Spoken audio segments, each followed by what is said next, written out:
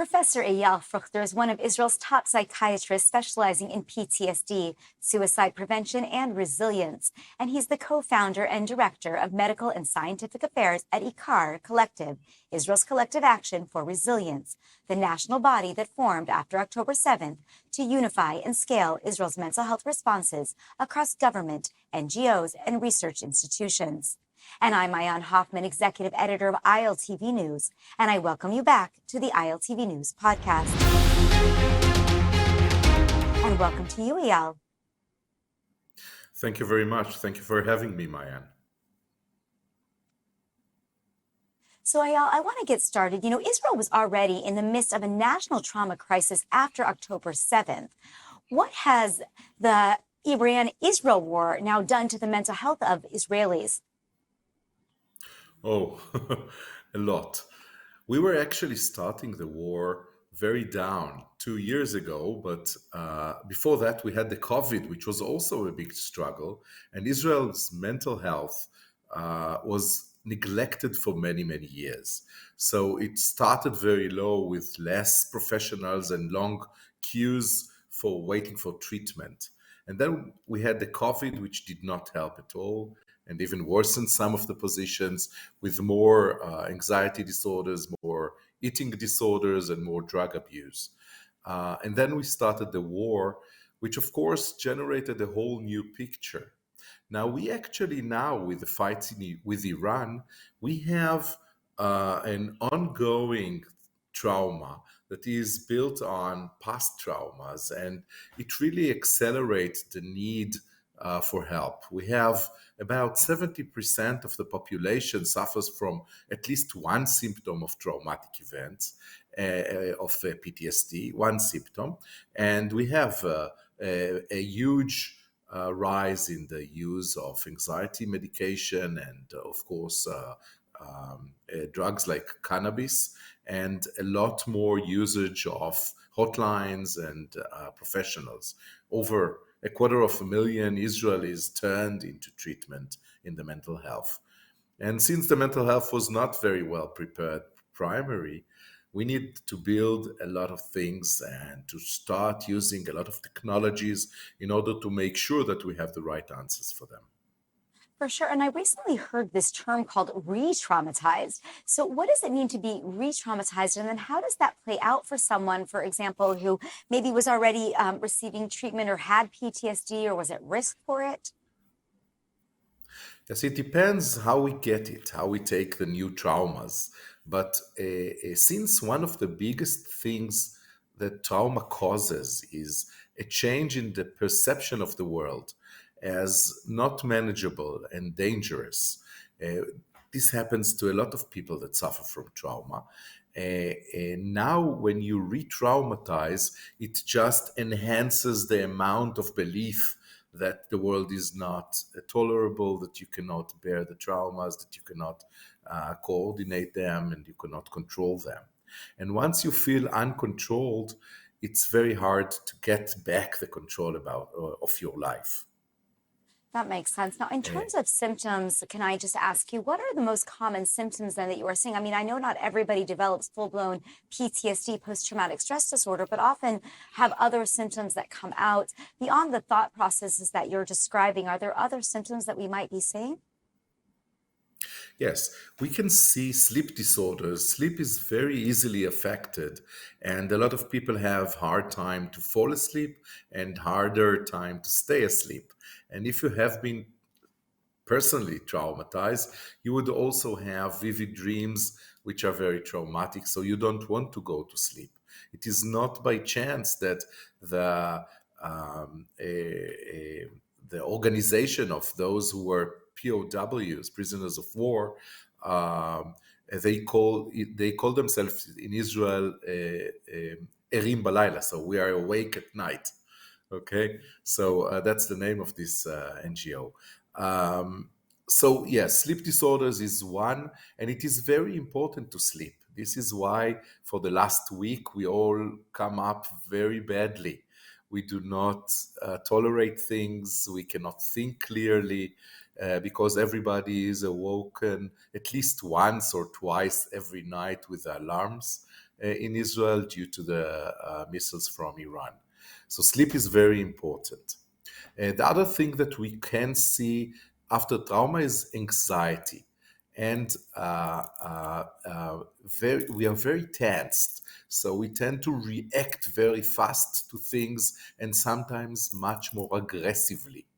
This is because we are on a fight or flight, a constant fight or flight mode. And this is a position in which you need to respond very fast and react very fast. And we don't wait, for politeness or for people to finish their question or in lines in the, I don't know, in the supermarket. We are very anxious all the time. You can see that on the roads. You can see that with domestic violence. You can see that with aggressive responses all over. I think we are very tensed. So these are the most important symptoms. And now, are we seeing different psychological impacts in children versus adults or civilians versus soldiers, for example? I think it's not, well, first of all, I'll talk about the children because it's different, of course. Children needs a well built system. They need to know when they go up, when they go to bed, when they eat, when they go to play with friends, when they go to, I don't know, different leisure time activities like singing or playing the piano. They need to know that in advance, and they need it to be very built in order to make sure that they know that they are comfortable with their lives. The current situation smashed most of these regularities. There are no schools or no children gardens, and there are no activities outdoors, of course, and it's hard to meet with friends. And there is no order of the day, which is very crucial for them. So we need to rebuild that, and we need to talk with the children about this time and make sure that they are full of activity. So we need to actively activate them so they would feel more comfortable in the sheltered place, and that they will know what's next anyway, what will be next and who will be with them, and to make sure that they feel secure in this very unsecure arena. We also need to cut the news because if we all the time watch the news or see television or read about it and talk with our spouse about it, then the children get that something bad is going on. Of course, they know everything and they feel very insecure. So we must make sure that we watch the news no more than twice a day, in the morning and in the evening, just to catch up. We all have the Homefront Command application. So if something bad needs to happen or we need to run to the shelter place, there's no problem. We get it anyway. So we need to make sure that everything is very, very structured and secure for the children. But if they ask questions, we need to answer them. We do not want to hide anything. The comparison between soldiers and civilians is different. I think that all of us that have a role that is important during war times, like you for sure as a news reporter, and me as a psychiatrist, and a soldier as a soldier, we all know that we have a role. And this is very important because our existence, we know where we're heading, we know why we're doing what we're doing. We are exhausted because we are working very hard for the last 2 years in that. But it's not as bad as the situation for those of us who do not have a role, that do not know if their business will come back to life, that have something that is closed now and is not working, for instance, a restaurant, that they know all the products are down, they lost a lot of money, they rent a place, so they need to pay for that continuously, and they don't know how to manage that. So I think that civilians that do not have an important role in contributing to the society now, their position is much harder than the soldiers or the news reporters or the professionals that know that they'll have a job and know what to do and know that they contribute to the society. For sure. And I've heard that by the time this war is over, we're looking at potentially 3 million Israelis suffering from PTSD itself, outside of only 10 million in the population, much higher percentage than in most parts of the world. And certainly there'll be, millions, if not hundreds of thousands of others who are suffering some of the other symptoms you described, whether it's the sleeplessness, the anxiety, etc. Now, Professor, can you tell me what are some of the early warning signs specifically of PTSD or acute stress that people or their loved ones, should be watching out for so that they can get the help they need before it's too late? I will answer on that, but I want to make sure that everybody knows we are not going to suffer from 3 million people suffering from PTSD. And No, we're that not number is not the going, right number. no, it's much higher than the right number Ah, as we assume. okay. We believe that we will have about 10% suffering from PTSD, which still means a million people, which is a lot, but it's not the 3 million. And what is more important, even, is to understand that if we run to the medical profession, we will get a diagnosis and we will get the medication and we will get the treatment. Some of them would work, some of them would work less because the medication is not very good for PTSD, it's important to say. And of course, the use or the abuse of drugs or benzodiazepines or cannabis, whatever, doesn't work for a long time. It works for the shorter period. It's like getting, I don't know, Advil to calm your headache, but it doesn't cure the headache. Okay, so you need not take it as a medication. You need to take it for a short while you get treatment. But if everybody would go to the treatment and we would look at it only on the medical side, we are stuck because there will be a lot of handicapcy and a lot of people that would be in the role of being a patient and keeping a patient, keep being a patient, and the handicapcy would rise and it would be terrible. Because it is important to say that there is a growth out of trauma. It does not mean that we need to be ill, sick, and handicap.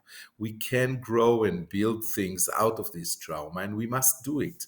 And there are things in the personal level that we should do, and in the community level that we should do, in order to build it better and to build a new life out of these traumas that came. Like Israel was built in 1948 out of the Holocaust and the Farhud in the Arab countries. So I think that we are the best example to see that post-traumatic growth can help in the personal level because those who joined the country and managed to build it felt better with themselves for many years, although they still suffered from the traumatic events, of course, of the Holocaust. And as a community, of course, Israel was not able to be built without it. Of course. Now, in terms of offering different kinds of treatment, though, when we are ready to do that, is that something that we can even do now when the war, the one that was launched on October 7th, of course, is still ongoing? We still have hostages. And now here again, we have this new layer of the, attacks from Iran on Israel. So how do you deal with that when we're in the midst of the crisis? Okay, that's a great question because dealing is active, and this is a call for active. We need to be active and not passive and, just, suffer. It doesn't help anyone. What can we do? First of all, we can make sure that everybody has friends or a companion because being alone is very bad at that time. You can either join your family or make sure that your friends have a friend and talk with the others, ask them how they are, look at them. Do not, be afraid to ask. And I love the WhatsApp messages that I get. How are you? Okay, you're working very hard. How are you? It's a great question. And they mean business. Okay, they mean they are my friends. They mean that I can share with them and I can use them if I need to. This is super important. Do it to your friends. Make sure that all the time we look after each other like a gatekeeper. And also we look about ourselves. How do we really feel? What do we really need now?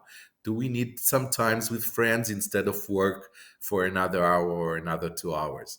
Do we want to spend the night in the shelter alone, or do we want to go and spend the night with somebody we love and be with somebody that is better for us so we can join in? So look for friends is super important, and it lowers the chance of you to develop future PTSD. And not only spend time with them, share with them what you feel. On the community level, we must make sure that everybody has these companions. So we have old people that are alone. We have I don't know, children that their parents need to go to the hospital to work, and nobody knows who they are with, and maybe they are more frightened. Make sure that you contribute to the community and the society.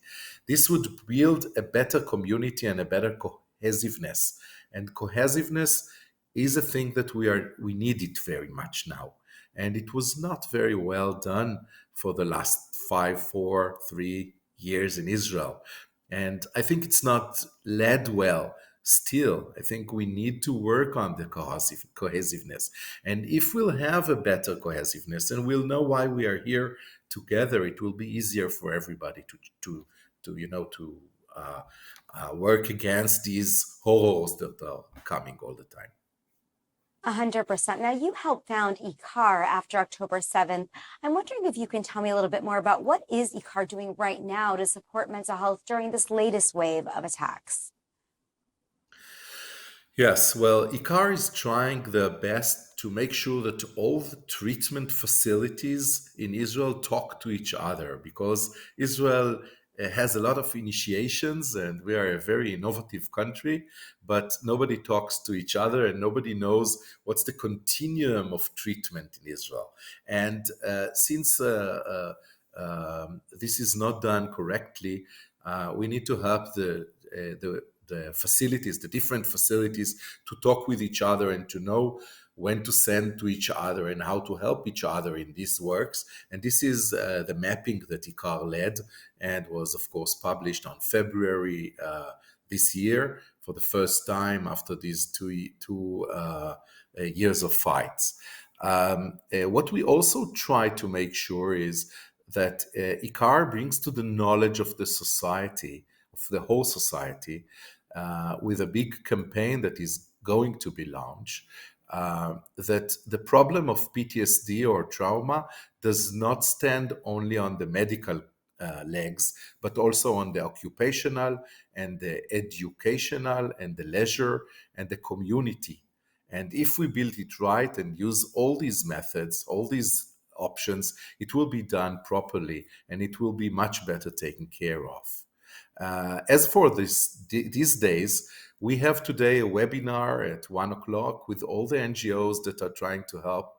We are doing it I will talk there with the head of Natal and with the head of Iran and Enosh, and we're going to talk about what the organizations should do actively with those who come to them and appeal to them, and to see what's the situation. So we'll do a lot of Q&As and we'll try to help in making an order in this chaos that we have now for the last 6 days. 100%. Now, last question. What can ordinary Israelis do to protect their own mental health? You talked about the friends and spending some time with loved ones, but are there certain specific actions that we should just make sure we do every day to ensure the strength and resilience that we are going to need to get through till the end of this war? And just a short answer on that. Sure. Usually, I would say we need to give everything now, but no, it's not a 100-meter run, it's a marathon. So every day we must feel our needs. We must make sure that we have some times for ourselves, maybe to meditate or to do yoga or to do running, some exercise, or to pray or to go with friends. It doesn't matter what, but something that always worked for you, even if now it doesn't seem like it's working, do it because it feels your resilience. And we need to refuel ourselves. Well, thank you so much, Professor Fruchter, for that very insightful information and unfortunate information information about the people struggling with PTSD, I want to now move over to another community who is certainly impacted by this war, and that is the community of people with disabilities. I have with me Yuval Wagner, a lieutenant colonel and fighter helicopter pilot who was seriously injured in a flight accident while serving as a fighter helicopter pilot in the Army. As a result of the accident, Yuval was left paralyzed from the neck down and in a wheelchair. Yuval founded the Israel Accessibility Association and serves as its chairman on a fully voluntary basis. Yuval, thank you so much for being here today. Thank you. Now, Yuval, you've warned that for people with disabilities, evacuation during missile strikes is not just difficult, it can actually be life-threatening. Can you paint a picture of what it looks like in real time?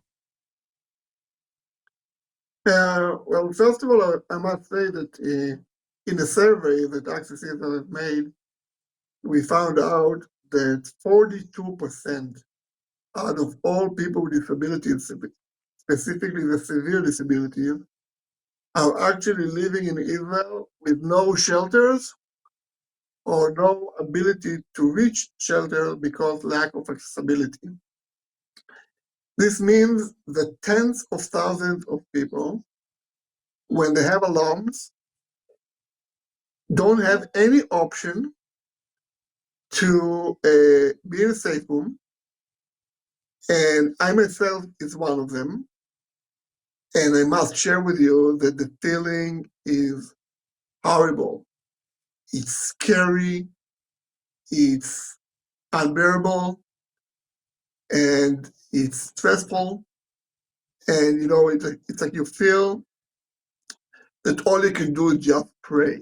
And this is something that shouldn't be when you, as a country, prepare for a war. It's great to be ready military means, but you cannot forget the people. And specifically, you don't leave behind people with disabilities. 100%. Now, you launched something that is called the Purple Vest Initiative to help evacuate people with disabilities during emergencies.